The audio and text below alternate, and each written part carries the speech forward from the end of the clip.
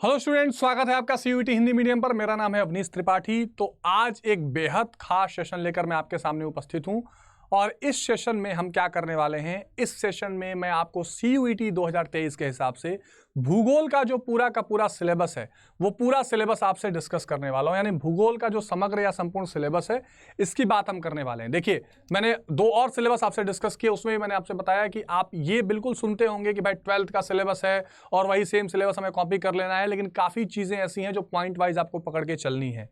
हर examination की अपनी एक डिमांड होती है, आप उस डिमांड के हिसाब से उसकी तैयारी जरूर करिए, उसके हिसाब से उसको समय दीजिए और चीज़ों को बिल्कुल क्लियर रखिए। तो जो आप पढ़ने जा रहे हैं, जो आप तैयारी करने जा रहे हैं, क्योंकि एग्जामिनेशन बिल्कुल करीब है, उसके बारे में जब तक आप बिल्कुल एरर फ्री या बिना किसी कंफ्यूजन के नहीं ध्यान देंगे, बिना किसी कंफ्यूजन के तैयारी नहीं शुरू करेंगे, तब तक आपके एग्जामिनेशन में पास होने की संभावना उतनी ही कम हो जाती है।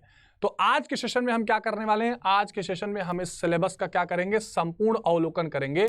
आपका जो कोड है 313, इस कोड के अनुसार आपको क्या करना है, ये तैयारी करनी है कक्षा 12 के पाठ्यक्रम के अनुसार। और क्या क्या टॉपिक्स हैं, तो आइए अब इन टॉपिक्स को देखना शुरू करें। हम क्विकली देख लेते हैं कि हमारा भूगोल का सिलेबस क्या होने वाला है।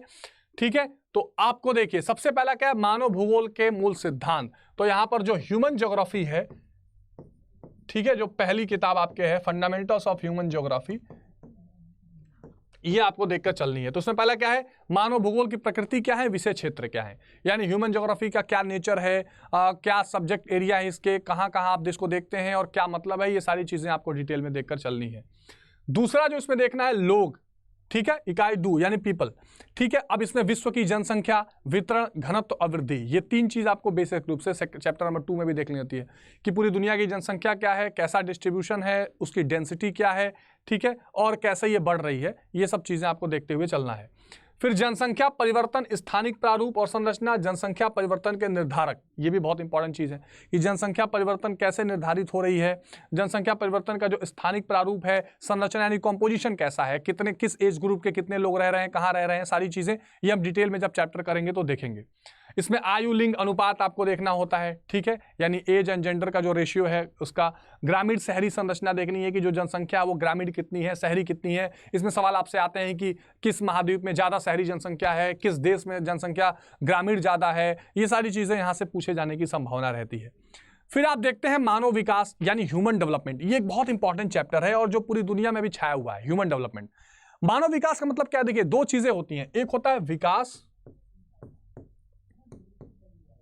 ठीक है, और एक है वृद्धि, ग्रोथ एंड डेवलपमेंट। तो अभी क्या था, 1980-90 के पहले तक ये वृद्धि पर ज्यादा जोर दिया जाता था और जो जिसको ग्रोथ कहते हैं, लेकिन फिर एक नया कंसेप्ट आया जिसमें विकास यानी कि डेवलपमेंट की बात की गई, दोनों में अंतर स्पष्ट करने की कोशिश की गई और ये कहा गया कि जो वृद्धि होगी, जो ग्रोथ होगा वो बेसिकली मात्रात्मक या क्वांटिटेटिव होगा और जो विकास होगा वो थोड़ा क्वालिटेटिव या गुणात्मक होगा। तो जैसे शिक्षा है, स्वास्थ्य है, अच्छी बेहतर स्किल्स या कौशल है, ये सारी चीज़ें किस में होंगी, ये विकास या डेवलपमेंट में आपको देखने को मिलेगा। और जो ग्रोथ है, वृद्धि है, वो किस में देखने को मिलेगी, ये आपके मात्रात्मक चीज़ें होती हैं, जैसे कि हाइट क्या है ना, ये सारी चीज़ें आपको देखने को मिलेंगी, उम्र क्या है, इस तरह की। ठीक, तो इसमें अवधारणा क्या है, चयनित संकेतक, जैसे human development index, HDI index आते हैं। पाकिस्तान के एक बहुत इंपॉर्टेंट अर्थशास्त्री हुए महबूब उल हक, भारत के अमर्त्य सेन, इन लोगों की कोशिश से एक ह्यूमन डेवलपमेंट इंडेक्स यानी मानव विकास सूचकांक जारी किया जाता है। वो सारी चीज़ों में दुनिया में क्या स्थिति है और अंतर्राष्ट्रीय तुलना क्या है, इसको हम देखेंगे थोड़ा। फिर हम बात करेंगे मानव क्रियाओं की, ठीक है। अब मानव क्रियाओं में क्या क्या टॉपिक आपको देखना है मानव क्रियाएं में, तो आप देखिए दुनिया में क्या होता है, हर देश की एक अर्थव्यवस्था होती है, अर्थव्यवस्था के अपने कुछ क्षेत्र होते हैं। तो जैसे 3 क्षेत्र है मान लीजिए, तो एक क्षेत्र होता है प्राथमिक, एक द्वितीयक, एक तृतीयक। हालांकि अब चतुर्थम और पंचम भी इसके साथ जुड़ गए हैं। प्राथमिक में बेसिकली क्या होता है, जो आप क्या करते हैं, जो प्रकृति के साथ जुड़े हुए मुद्दे हैं, कृषि है, खनन है, पशुपालन है, ठीक है, ये सारी चीजें आ जाती हैं। द्वितीयक में क्या करते हैं आप, विनिर्माण करते हैं, मैन्युफैक्चरिंग, कच्चे माल को पक्के माल में तैयार करना, विनिर्माण हो जाता है। और तृतीयक जो है वो सेवा क्षेत्र से जुड़ा हुआ है, बैंकिंग, टेलीकम्युनिकेशन, इंश्योरेंस, ठीक है, ट्रांसपोर्टेशन, टूरिज्म, सारी चीजें। तो ये जो प्राथमिक क्रियाएं, इसकी अवधारणा क्या है, इसकी प्रवृत्तियां कैसे बदल रही हैं, पशुचारण, खनन, निर्वाह की कृषि, आधुनिक कृषि, कृषि और संबंध क्रियाओं में लगे हुए लोग, कुछ उदाहरण चयनित देशों से कि कैसी कृषि योजनाएं रही हैं, उसको देखेंगे। फिर माध्यमिक क्रियाएं देखेंगे जिसमें विनिर्माण की बात यानी मैन्युफैक्चरिंग, द्वितीय क्रिया सेकेंडरी एक्टिविटी आ जाएगी। कृषि प्रसंस्करण के बारे में देखेंगे। कृषि प्रसंस्करण क्या है? जैसे मान लीजिए आपने टमाटर उगाया, ये प्राथमिक क्रिया है। टमाटर से आप सॉस बना रहे हैं, केचप बना रहे हैं, विनिर्माण ये द्वितीय क्षेत्र में हो जाएगा, तो फूड प्रोसेसिंग बोलते हैं। छोटे पैमाने और बड़े पैमाने के उद्योगों की बात करेंगे। माध्यमिक क्रियाओं में लगे लोग जो हैं, कुछ चयनित देशों की बात करेंगे जिन देशों में विनिर्माण बहुत तेजी से आगे बढ़ा है। फिर हम बात करेंगे तृतीयक क्रियाएं, यानी जिसको आप टर्सरी सेक्टर या सेवा क्षेत्र बोलते हैं। तो इसमें और इसका उदाहरण क्या है? व्यापार और परिवहन, संचार सेवाएं, तृतीयक क्रियाओं में लगे लोग, चयनित देशों के कुछ उदाहरण। जैसे इसमें भारत की भी जब हम चर्चा करेंगे तो उसमें हम चर्चा करेंगे कि भारत में सेवा क्षेत्र बहुत तेजी से ऊपर गया है।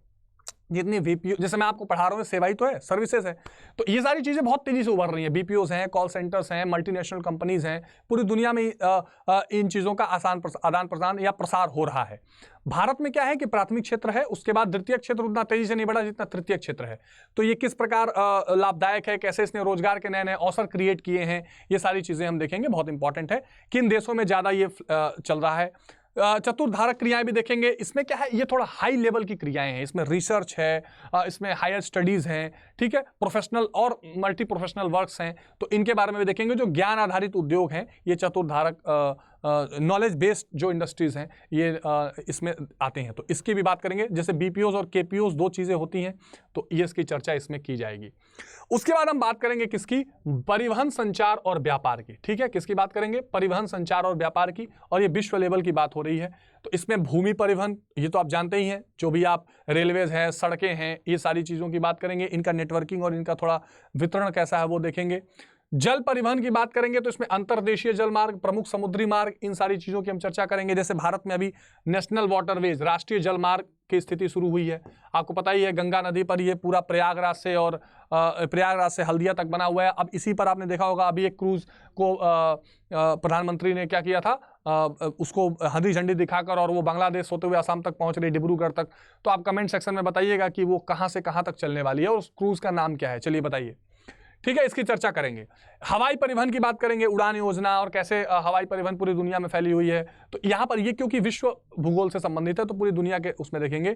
तेल और गैस पाइपलाइन, उपग्रह संचार और साइबर स्पेस, अंतर्राष्ट्रीय व्यापार, ये बहुत इंपॉर्टेंट है, इंटरनेशनल ट्रेड वाला, और कैसे कैसे इसका स्वरूप बदल रहा है, ये भी इंपॉर्टेंट है। मानव बस्तियाँ कौन कौन सी हैं, ये थोड़ी हम चर्चा करेंगे। बंदोबस्त के प्रकार, ग्रामीण एवं नगरीय नगरों की आकृति, महानगरों का वितरण, विकासशील देशों में मानव बस्तियों की समस्याएं क्या हैं, ये सारी चीजें हम देखेंगे। तो ये भी एक बहुत इंपॉर्टेंट पॉइंट्स हैं, इनको आप देख कर चलिएगा, समझ कर चलिएगा, जो आपके एग्जामिनेशंस में बेहद काम आने वाली है, ठीक है। तो इसको देख लेंगे थोड़ा। इसके बाद हम करेंगे लोग भूगोल पार्ट 2 में अगर देखेंगे तो यहाँ भी भारत के परिप्रेक्ष्य में होगा। ये भारत, लोग और अर्थव्यवस्था है। तो इसमें भारत का जनसंख्या वितरण घनत्व, यानी जनसंख्या घनत्व क्या मतलब होता है, पर स्क्वायर किलोमीटर में कितने लोग रह रहे हैं, ये जनसंख्या घनत्व कहा जाता है, ठीक है। तो इसकी हम चर्चा थोड़ी सी कर लेंगे कि भारत में वितरण जनसंख्या का कैसे है। इसके अलावा भाषा, धार्मिक, लिंग, ग्रामीण, शहरी और व्यावसायिक जनसंख्या वृद्धि की क्षेत्रीय भिन्नताएं कैसी कैसी हैं। कहीं कहीं जैसे मान लीजिए जो घनत्व है वो 11,000 है दिल्ली में, और कहीं पर 10, 20, 30 है, बिहार में 1100 है। तो ये कैसे वितरण जनसंख्या का अलग अलग जगह पर है, इसकी चर्चा भी थोड़ी हो जाएगी। फिर हम प्रवास की बात करेंगे। प्रवास यानी माइग्रेशन, इसके प्रतिकर्ष और अपकर्ष कारक होते हैं, क्यों लोग एक जगह से दूसरी जगह जाते हैं, इसकी चर्चा होगी, कारण क्या है, परिणाम क्या है। फिर मानव विकास, वही भारत के संदर्भ में देखेंगे कि कैसे भारत में शिक्षा, स्वास्थ्य, कौशल विकास और इससे संबंधित मानव विकास हो रहा है। जो अलग अलग राज्य हैं उनकी क्या कंडीशन है मानव विकास में। जनसंख्या, पर्यावरण और विकास को देखेंगे, ये भी इंपॉर्टेंट है। फिर मानव बस्तियों पर हम जाएंगे, जिसमें ग्रामीण और नगरीय बस्तियां अलग अलग रूप से, इन दोनों को देखेंगे, ये भी अपने आप में एक इंपॉर्टेंट टॉपिक है। तो इसकी चर्चा हम करते हुए चलेंगे, जो आपको देख के चलना है, ये इंपॉर्टेंट टॉपिक्स है। फिर अब भारत के संदर्भ में भी हम परिवहन, संचार और व्यापार की बात करेंगे। जो भूमि परिवहन है उसमें सड़कें, रेलवे, रेल नेटवर्क, अंतर महाद्वीपीय रेलवे, इसकी चर्चा करेंगे। आपको पता है भारत में बहुत सारे रेलवे जोन्स हैं, बहुत रेलवे का विकास का एक इतिहास है, तो इसको पूरा डिटेल में हम यहाँ पर देखने वाले हैं। जल परिवहन को देखेंगे। जाहिर सी बात है, भारत में जो इनलैंड वाटर एक होता है, अंदर झील नदियों से संबंधित इनलैंड वाटर, एक बाहरी जल होता है, समुद्री जल परिवहन होता है। हवाई परिवहन देखेंगे, तेल और गैस पाइपलाइन देखेंगे, उपग्रह संचार और साइबर स्पेस देखेंगे, ठीक है। बंदरगाहों की क्या स्थिति है, उनकी भूमिका क्या है, अंतर्राष्ट्रीय व्यापार और विश्व व्यापार में भारत की क्या एक तरह से कह सकते हैं भूमिका है या भागीदारी है, इसकी चर्चा हम करेंगे। फिर मानव बस्ती की बात करेंगे, बंदोबस्त के प्रकार, ग्रामीण नगरीय समस्याएं, महानगरों की समस्याएं, सारी चीजें देखेंगे, ठीक है। हाँ, फिर संसाधन और विकास, ठीक है, ये इकाई 3rd में भारत वाले संदर्भ में देखेंगे, वो तो पहले संदर्भ में था। इसमें भू संसाधन की बात होगी, बहुत इंपॉर्टेंट है, यानी जिसको आप बोलते हैं लैंड रिसोर्सेज। ठीक है, भू संसाधन, सामान्य भूमि उपयोग, कृषि भूमि उपयोग, भारत में भू संसाधनों का कैसा इस्तेमाल किया जा रहा है, कौन सी भूमि कृषि योग्य है, कौन सी भूमि कृषि योग्य नहीं है, प्रति भूमि क्या है, सारी चीजें देखेंगे। कितना नेट सोन एरिया यानी कितना अनाज बोया जा रहा है वो एरिया कितना है। फिर हम जल संसाधन की बात करेंगे, उसकी उपलब्धता क्या है, उपयोग क्या है, सिंचाई के बारे में देखेंगे, घरेलू औद्योगिक और अन्य उपयोग देखेंगे जल का। संरक्षण विधियों में कमी आ रही है और संरक्षण विधियां कौन कौन सी हैं इसकी भी चर्चा थोड़ी करेंगे। फिर हम खनिज और ऊर्जा संसाधन पर भी बात करेंगे, जो मिनरल्स हैं और हमारी एनर्जी रिसोर्सेज हैं, धात्विक और अधात्विक खनिज क्या है, उनका वितरण कैसा है। उद्योगों की बात करेंगे, किस प्रकार के उद्योग हैं, कैसे ये जो संसाधन है, प्राकृतिक संसाधन है, इनकी अवेलेबिलिटी पर डिपेंड करते हैं।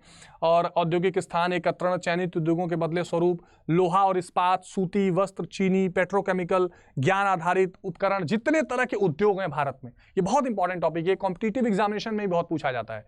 तो इसको हम मैप वाइज देखेंगे और अच्छे से एक एक पॉइंट्स को समझेंगे। और एक बहुत इंपॉर्टेंट पॉइंट पर चर्चा करेंगे, उदारीकरण, निजीकरण और वैश्वीकरण का प्रभाव भारत में कैसा रहा है। भारत ने न्यू इकोनॉमिक पॉलिसी 1991 में अपनाई, जिसमें हमने उदारीकरण अपनाया, बाहर से लोगों के साथ संबंध बनाए, निजीकरण किया यानी निजी स्वामित्व को भी अलाउ किया, और वैश्वीकरण को तो किया ही। फिर भारत में योजनाएं, उसकी लक्ष्य क्या रहे हैं, उसके क्षेत्र क्या रहे हैं, और सतत विकास यहां पर भी आएगा, इसकी केस स्टडी देखेंगे कि कैसे सतत विकास करके, सस्टेनेबल डेवलपमेंट करके आप आगे उसको विकास के पहिए को आगे बढ़ा सकते हैं। फिर परिवहन, मैंने बताया आपको कि भारत में भी परिवहन और संचार की बात होगी, रेल से लेकर नेटवर्क, टेलीविजन, इंटरनेट, विदेशी व्यापार, सब कुछ चर्चा करेंगे। और कुछ चयनित मुद्दों की बात होगी। ठीक है, ये बहुत इंपॉर्टेंट है और यहां से क्वेश्चन बहुत आते हैं, जैसे पर्यावरण, प्रदूषण, शहरी कचरा निपटान, जिसको बोलते हैं ना वेस्ट मैनेजमेंट, और पर्यावरण में प्रदूषण किस प्रकार एक बड़ी समस्या, चुनौती बन रहा है, उससे संबंधित क्या क्या मीटिंग, कॉन्फ्रेंसेज हुए हैं, क्या क्या लॉज भारत में हैं, environment protection law, conservation law, सारी चीजें।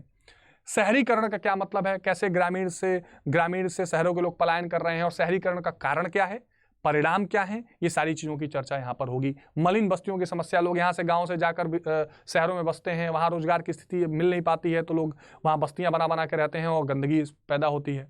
भूमि अवक्रमण, ये सारी चीज़ें हम यहाँ पर देखने वाले हैं। फिर भू संसाधन, जल संसाधन, ये सारी चीज़ें तो मैंने आपसे चर्चा की ही। तो ये कुल मिलाकर यहाँ तक आपका सिलेबस है।